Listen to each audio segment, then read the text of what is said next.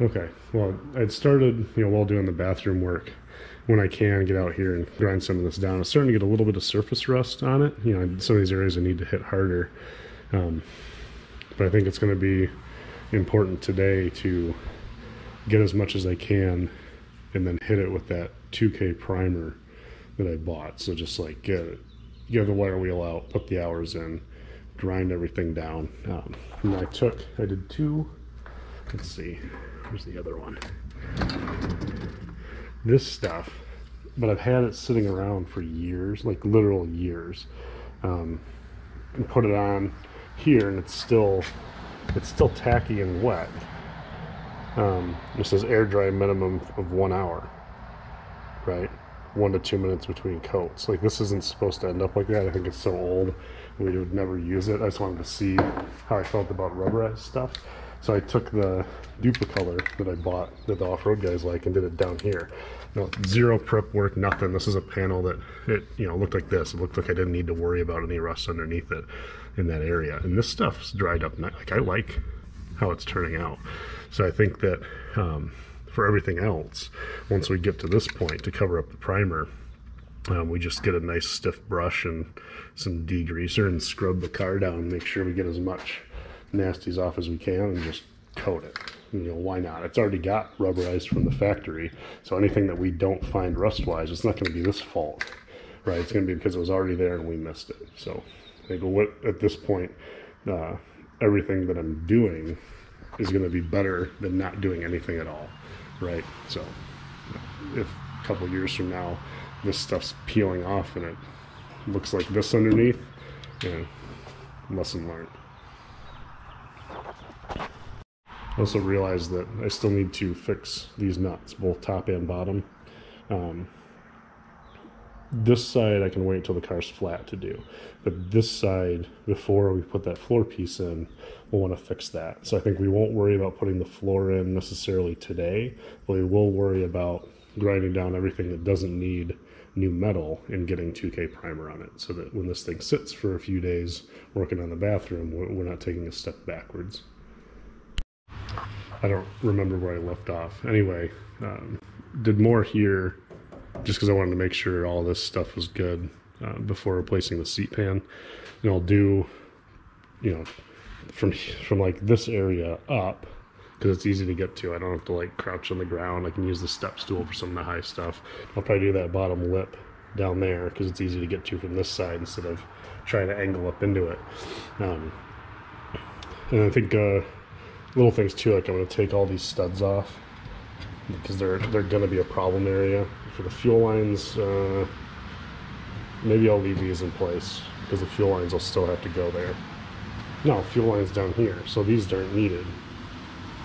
I don't remember what went. I don't think anything went there. Something went there. Take them out. We don't need it. And then some of these holes I think I'll cut plates for and just weld them shut rather than looking for new seals. And I also have to find little seals for these guys. So I might cut this out and put a piece in and not worry about it. So we'll see. Either way, it's gonna top half get primed. It's gonna go flat, do the seat pan, prime the interior, and then flip it up the other way to do this side. I think that's going to be the easiest way. So 3 stages, at the final stage being some kind of undercoat, and then the car goes flat again. And when it goes flat, I want the whole rear end stuff attached. I don't want to have to crawl around underneath the backside. I'd like to be able to put it right back down on the wheels and be done with it. I just remembered the brake lines. So the brake lines come back on these. Fuel lines go on those. Now, I think I really want to get a hydraulic parking brake so I can run a line lock on the rear for doing burnouts. But also I saw a long time ago when I was building a dune buggy, they have hand brakes where they go right left, right? So if they're going to turn left, they like push it forward, if they're going to, whatever. So they pull to turn right, push to turn left, and it locks the brakes on one side of the car. But it also had a proportioning valve for the rear as integrated in the brakes. So you had your lever and you had a little valve and you could proportion your rear brakes. So if I can find that and not use that rusty crusty valve, that guy, and just completely bypass it and bypass the cables, right? I think that's ideal. So we might not, well, yeah, we might not need these lines. Well, we'd use these maybe and just then run them up here, then back out. So these posts need to stay in place. Those need to stay in place for the fuel. I don't need these anymore because I'm not putting that fuel stuff back in, but those are pretty stout. So maybe worth keeping those in place just in case I need to bolt something else under the car at some point. But all these little ones, these were for brake lines. They're pretty, like, these don't even have threads really left on them. So some of this stuff might just get cut out. Oh, and these, there's supposed to be a bar that goes across here to stiffen the chassis. So somebody probably took it out when they put an exhaust in and never put it back up. This is interesting. I was grinding along this edge and I saw these little tails sticking out. And that's not how the rubber has been behaving as I grind. So I just grabbed one and pulled on it, and it just peeled off this section of some kind of tape. So I don't know if that's a factory thing or if this waxy stuff inside is aftermarket and they just covered it back up with this instead of a rubber pluggy. I mean, it's flat down here. I wonder if there's another piece of tape. But I mean, everything else, all these holes had rubber plugs, and then they were painted over and undercoated from the factory. So that's kind of odd to me. Like, I don't want to put that back and just spray over it. It seems silly, but it looks really good underneath. So what do I know? Okay, I think this top half, you know, a little bit down there, just things that we can see from above really well and easy to work on. It's about as good as my abilities can get it. I've spotted as much rust as I can. Wheeled it all off. Actually, it's the first time in my life I've worn through a wire wheel. And I don't want to use that much more. It's getting hard to get into places. And if anything starts coming out of that, I don't want to catch it with any part of my body. So, yeah, I'll be cleaning it up, getting it ready to put metal prep on. We go over, like, you know, here's a couple spots that I haven't done yet, but I can't get the wheel in there anymore. So we'll just leave them as is. When I get a new wheel, we can come back and do a little bit more once it's back up again. So yeah, I think there's, you know, normal trouble spots. Like, this is all rotted out, and I can't leave it like that. So we'll get the welder out, and we'll at least try to patch this up enough that it's sealed. This one, it would be nice to make it look good, but there's side skirts that cover it. So same thing, we're gonna get in here and get this sealed up however we can.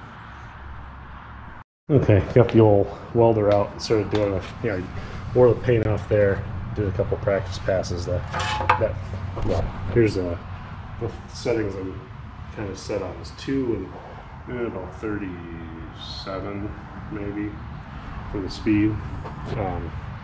The very first one I did there was 3 with like 32 speed, and it looked okay until the hole got too big and it blew right through because they're just putting way too much heat into it. The second one was 2 and 32. No, 3 and no 2. Yeah, same setting, just dropped the voltage down to the second setting instead of the third. Felt pretty good. Tried a couple on 2 with different, or on 1 with different wire speeds, and just didn't like how it turned out on the back side. They were, I don't know, it didn't feel right. So I went back to 2 and tried just the little spots, one after another, the way I'd try to maybe fill this panel in without using fill material. Left little divots, so I bumped the wire speed up. We got a lot more buildup on both sides, and without blowing through, because we're not putting a ton of heat in. So I think that's the ticket. We're gonna get up there on that fender and see how it fills in. Okay, here's those gaps filled in so far. It's kind of ugly now. It won't be when it's ground down. But that larger hole, I think trying to fill that in with just wire is a little ridiculous. So I'm gonna cut a piece of clean metal off that I can sneak in there as at least maybe some kind of a backing and get it together like that instead. I mean, I've done worse, so it turned out, I mean, this phase of it, it's way better than I thought I'd be able to do. So there's that. Let me grab the grinder and clean it up a bit, and we'll see how we feel about it. I mean, It's not beautiful, right? But I'm not a professional either. I think the important part is it better than I started? Yes, because there's less holes. And then am I afraid of it? No. So by the time this gets a bit of paint and then it has a giant piece of plastic and a fender covering up, that'll be fine. Because this is the screw hole when the fender comes over here, screws in there, goes along this line, and then there's a side skirt that comes across as well. So the whole point of this exercise is to get, and we'll do undercoating on that probably, you know, so that it rots. But just get this so that when moisture gets through, it's not going up inside the frame like it was previously. Well, I don't think anyone would ever pay me to fill their holes, but when you do it for yourself, it's oddly satisfying anyway. Okay, so I wiped everything down, brake clean to degrease it, and this stuff, doing gloves because it says that it's bad for you. It says keep surface wet for 20 minutes on bare or rusted metal surfaces. Keep surface wet for 20 minutes, then rinse thoroughly with water. I've heard from people smarter than me that you don't rinse it. You only rinse with water if it is an alloy, like aluminum stuff. And with the steel, you don't. So I'm just going to put it on and see what happens. So, wait, did that say alloy? Bare or rusted metal surfaces. Keep surface wet for 20 minutes, then rinse thoroughly with water. I don't know. It's too much information out there. I wish I could just read the directions and believe it. But I got my container, I got a little chip brush to spread it with. I'm just going to put small amounts in here at a time. I'm not going to pour unused back into there. I feel like that's not a good idea. So yeah, I'll just get through and brush this thing down and we'll take a look at it. Okay, so I brushed on a second layer, and you can see in some areas as it's drying out, it's making this white coating of phosphorus. So it should protect the metal until I go to put the epoxy on. Now, did a bunch more reading while this was drying the first time to just kind of see opinions of other people, and some of the arguments are fantastic. Like, people get really upset about how other people do their paint work. But generally what I'm finding is that the idea of using an acid etch like this is what you did for lacquer paint decades ago, and that it's not needed anymore. Well, and then there's the side that says that, well, you should, especially if it's this type where it's for neutralizing rust, right? We're not taking a DA like these pros are and making the entire car perfect bare metal, right? We got all these weird little nooks and crap where I can't get to things, but the acid itself isn't going to play nice with the epoxy, which is why, you know, my friends correctly told me don't rinse it with water, right? We don't want the surface rust. We just want it to etch out all the rust that I possibly couldn't get to. So what we're going to do is go ahead and let this thing dry, do whatever for tonight, and then tomorrow we will, and then we want to neutralize it.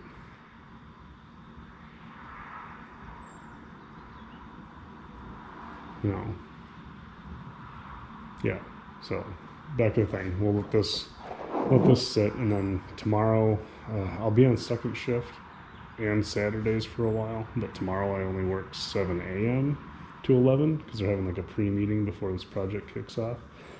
So I'll have the afternoon to get the epoxy on. So I'll just let this do its thing, and then tomorrow we'll have to spend the 15-20 minutes, whatever, to clean off all the phosphorus that builds up from this etching process, make sure it's neutralized, and make sure that everything's dry. So we're gonna clean it off with brake clean, I guess, because it'll evaporate fast, and make sure we have a dry surface to paint to. But we don't want surface rust building up. Okay, so more info, right, is that if I don't rinse this, I just get a buildup of zinc phosphate, which will protect it. So if something happens and I don't have time to paint it tomorrow, it can just sit. It's a little bit extra work to knock this stuff off before we do the epoxy, but we need to be at bare metal when we do the epoxy. We can't have an acid in between. We can't paint on top of that zinc stuff. So we'll be going back over it with a new wire wheel. I'll pick up another one tomorrow to knock this stuff off real quick. It shouldn't take long, and then spray the primer on. And this section will be at least ready for us to flip the car up, and we'll fix these nuts before putting the floor in. Yeah, so here's how that surface prep ends up when you don't rinse it. You get this coating over the whole thing. I would imagine now that it's dried, it's not acidic anymore. So I'll go ahead and spray this down, get it all cleaned off, pop one of those cans of 2K, and get it primed. So just have to make sure. I'm going to use Brake Clean to rinse it. I think that's okay, because it should flash off nice and quick, so we don't have to worry about whether it is dry or not. Yeah, but I'm not sure. I'm not sure how I feel about it. We'll see if I continue using the stuff. Maybe I'll use it as directed, right? And rinse it right after it's applied or after the 20-minute window, and then use an air gun to dry the car off and then paint a lot sooner. Because the whole point of not rinsing it was to try to avoid surface rusty stuff. And it's like, if I'm going to have to go back over it with the wire wheel to remove the coating, like, what's the point? I mean, is it getting enough stuff down in little nooks that I couldn't get to that it really makes a difference? I don't know. Okay, cleaned off the spots we're going to prime. It's dry, it's good to go. I do have mixed feelings about that metal prep with this epoxy. I don't think I'm going to do it on the other side. So at a minimum, it'll be an experiment. Driver's side, got it. Passenger side, won't. And we'll just see how it turns out years down the road. The car's not going to see salt ever again in its life, at least not while I own it. This stuff is actually the same company that makes the primer for Raptor. It's just a little bit cheaper. It comes in the same can and everything, just a different label. So they are definitely compatible. So I'll get this thing mixed up, shaker for 2 minutes after they're mixed, and then has a 5-minute flash time before a second or third coat, depending on how many you're gonna do. I don't know how long you should hold this plunger down. Let's hold it while I talk, I guess. Ooh. Oh. There it goes. Okay, it stays down. Whoop. See ya. At least it felt like it stayed down.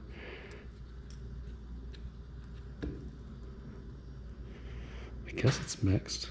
So I'll shake her for 2 minutes. We'll spray it on, let it flash. I'll probably do 3 coats because I got 6 cans. So I figure 2 for the interior, 2 for the engine bay, 2 for the underbody. If it feels like there's a lot left in this can, maybe we'll clean up those control arms and paint them as well. We'll see. Well, the can was just enough for 3 coats on what you see here. I'm more overspray, I guess. I don't know why I thought it would be more accurate. It's got a little adjustment that helps some on the top of the can, but there's a lot of these areas where after it's dry, which at 68 degrees it says 12 hours, I think it'll be pretty aggressive poking at it and seeing if it chip or peel off of some of the dirtier areas that weren't prepped very well where it overshot. And if it doesn't, then I'm just not going to worry about it too much, because it's going to be better off than it was, and it's not going to see salt anymore. So I think we'll be in pretty good shape. But when I do flip the car to do the other side, we'll make sure to get a lot of the greasy nasties off. But I'm fortunate that this top half wasn't nearly as greasy as the bottom half, so it was easy to kind of clean up. But yeah, there's that small part of me that thinks I should have just stripped the whole bottom of the car, but we're running low on time nowadays, and I can't just keep digging deeper, right? I need to get to that point where enough is enough, and we start getting the thing back together, because it's certainly not going to be worse off than it was.